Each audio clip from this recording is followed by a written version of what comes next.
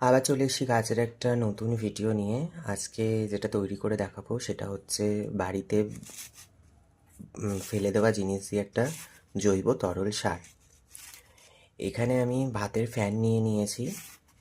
ভাতের ফ্যান নেওয়ার পর আমি এটা হচ্ছে নিম খোল। নিম খোল এখানে দিয়ে দেবো 2 চামচ।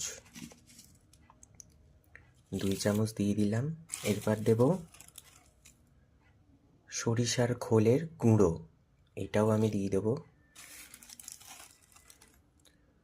2 চামচের একটু বেশি দেব, কারণ সরিষার খোলে প্রচণ্ড নাইট্রোজেন থাকে, তো তার জন্য গাছের পক্ষে খুব ভালো। এরপর যেটা দেব সেটা হচ্ছে চা পাতা। এটা ইউজড করা চা পাতা না, কিন্তু ফ্রেশ চা পাতা। এখানে আমি 4 চা চামচ নিয়েছি, তো এটা আমি সবটা দিয়ে দেব।